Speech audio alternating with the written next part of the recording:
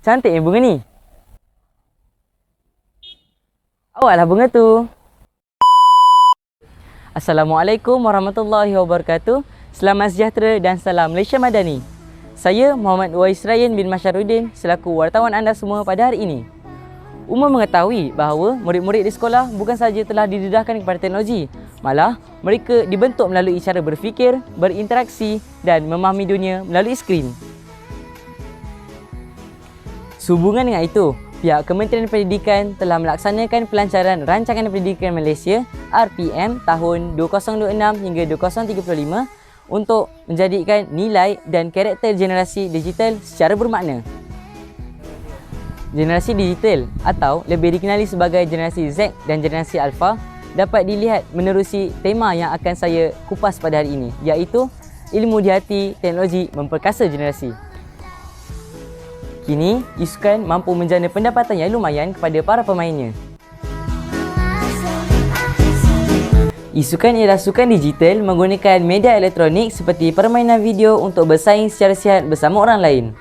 Ia telah berkembang di seluruh dunia dan kini, e-Sukan mampu menjana pendapatan lumayan kepada pemainnya. E-Sukan semakin popular di Malaysia dan negara ini telah melahirkan ramai atlet-atlet yang boleh bersaing di peringkat global. Dengan permainan aktif, infrastruktur yang kukuh dan sokongan berterusan kerajaan, Malaysia mampu menjadi pusat e-Sukan global yang berkembang pesat.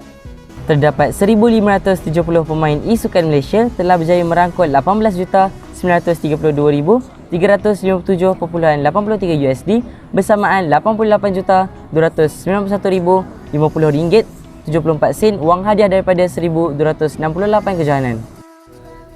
Permainan atas talian yang memenangi anugerah tertinggi ialah Dota 2 dengan 13,603,408.14 USD bersama RM63,439,493.86. Hey, what's up guys? So hari ni kita nak buat puding caramel sebab tahun lepas Apabila disebut nama Khairul Aming, bukan sahaja generasi muda, malah setiap lapisan masyarakat di negara ini pasti mengenali beliau. Pempengaruh media sosial yang berjaya mengukir nama ini merupakan peneraju TikTok Shop Malaysia apabila sering memecahkan rekod jualan live stream, sekaligus mengangkat dirinya sebagai salah seorang ikon usahawan digital. Khairul Aming atau lebih dikenali sebagai KA telah mencapai kejayaan luar biasa melalui pemasaran digital berasaskan teknologi.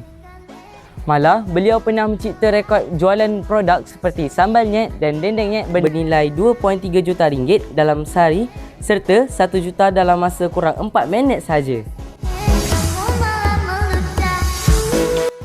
Beralih kepada perspektif yang terakhir, teknologi turut diperkasakan dalam bidang pendidikan melalui platform D5. Terdapat pelbagai aplikasi teknologi yang dapat membantu proses pengajaran dan pembelajaran. Dalam konteks ini, terdapat juga aplikasi Canva dan Notebook LM yang boleh digunakan untuk membantu dan memudahkan murid-murid menghasilkan video dan slide pembentangan secara lebih kreatif dan interaktif. Bukan itu sahaja, ChatGPT dan Gemini AI juga berfungsi sebagai sumber informasi, menjana idea dan memahami topik dengan lebih cepat dan efisien.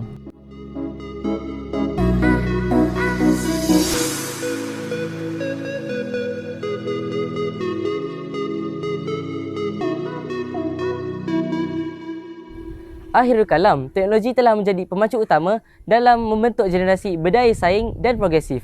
Ia membuka peluang luas serta memperkukuh keupayaan dalam menghadapi cabaran masa hadapan. Saya akhiri perkongsian saya pada hari ini dengan lafaz yang mulia. Wabillahi taufiq wal hidayah. Assalamualaikum warahmatullahi wabarakatuh.